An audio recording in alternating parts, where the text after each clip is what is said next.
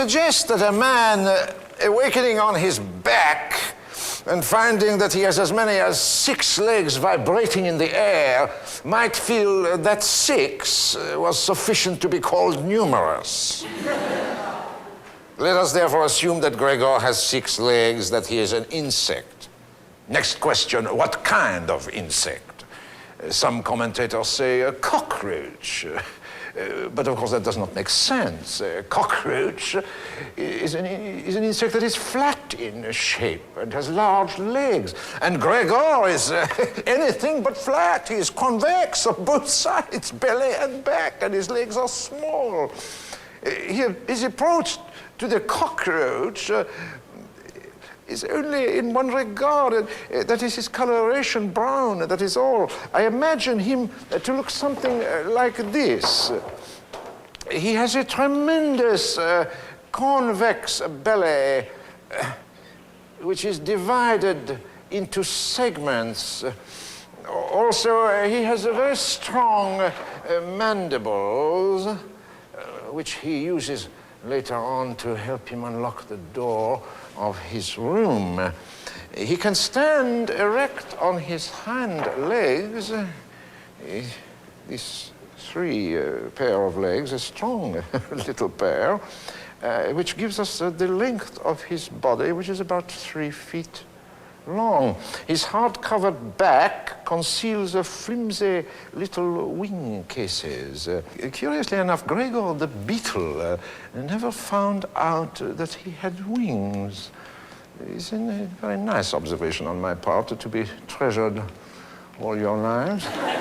Some Gregors, some Joes, some Janes don't know that they have wings. Gregor wakes up. He is alone. He has already been changed into a beetle.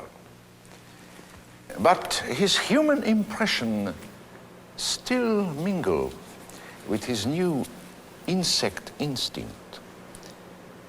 He looked at the alarm clock ticking on the chest. Good Lord, he thought. It was 6:30. And the hands were quietly moving on. It was even past the half hour. It was getting on toward 7:15. Had the alarm clock not gone off? The next train was at 7 o'clock. To catch that, he would need to hurry like mad. And his samples weren't even packed up. And he himself wasn't feeling particularly fresh and active.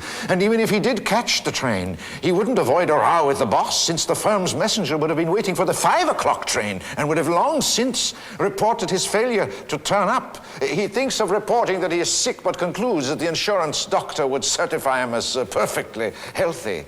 And would he be so far wrong on this occasion? Gregor can still speak, but his voice becomes more and more indistinct, and soon his speech cannot be understood. From Gregor's office, the chief clerk has been sent to see why he has not yet turned up at the station. The grim speed in checking a remiss employee has all the qualities of a bad dream. Observe.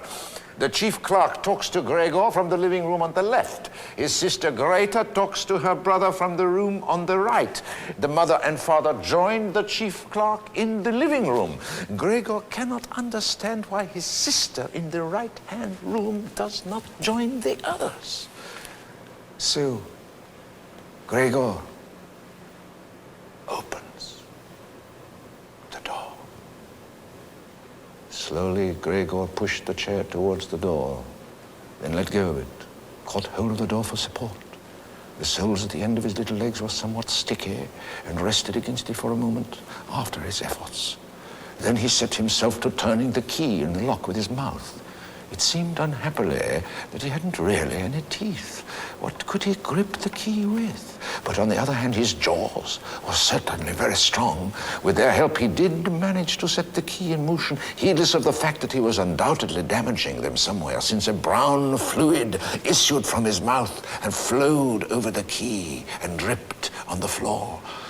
He was still trying to carry out this difficult maneuver when he heard the chief clerk utter aloud, It sounded like a gust of wind, and now he could see the man standing as he was nearest to the door, clapping one hand before his open mouth and slowly backing away as if driven by some visible, steady pressure.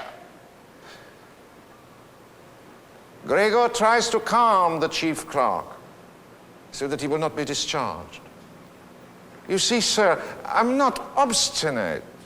I'm willing to work. Traveling is a hard life. I couldn't live without it. Where are you going, sir? To the office? Yes. Will you give a true account of all this? One can be temporarily incapacitated, but when it has been got over, one must certainly work with all the more industry and concentration. But the chief clerk, in horror, as if in a trance, is stumbling toward the staircase to escape. Gregor starts to walk toward him. It's a wonderful bit here, on the hind pair of his 3 pair of legs. But immediately, as he was feeling for a support, he fell down with a little cry upon his many little legs. Hardly was he down when he experienced for the first time this morning a sense of physical comfort. His legs had firm ground under them. They were completely obedient, as he noted with joy. They even strove to carry him forward in whatever direction he chose. And he was inclined to believe that a final relief from all his suffering was at hand.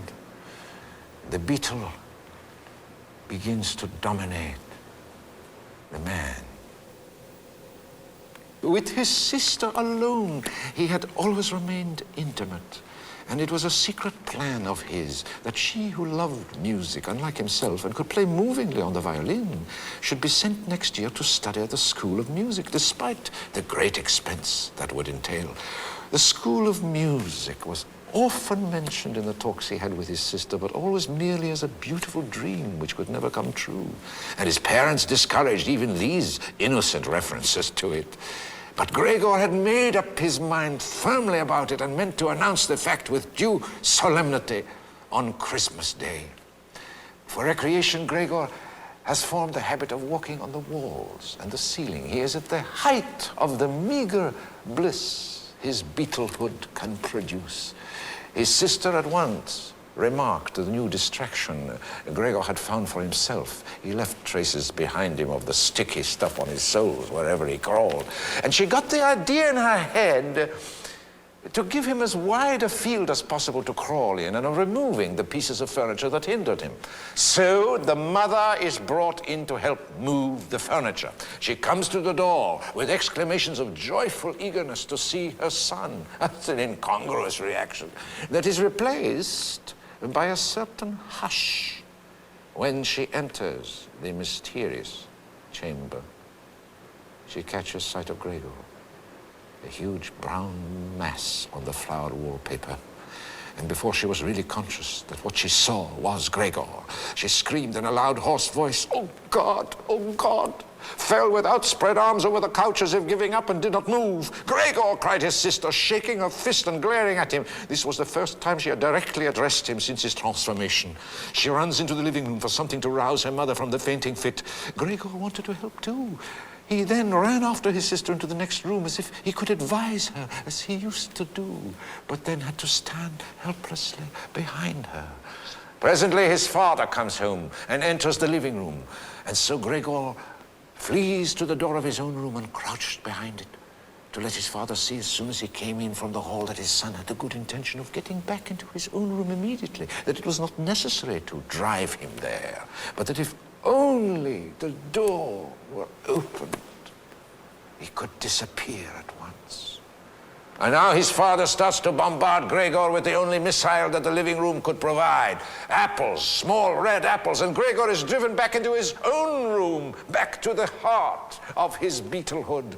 An apple thrown without much force grazed Gregor's back and glanced off harmlessly. But another following immediately landed right on his back and sank in. Gregor wanted to drag himself forward as if this startling, incredible pain could be left behind him, but he felt as if nailed to the spot and flattened himself out in a complete derangement of all his senses. With his last conscious look, he saw the door of his room being torn open and his mother rushing out ahead of his screaming sister. But here, Gregor's sight begins to fail.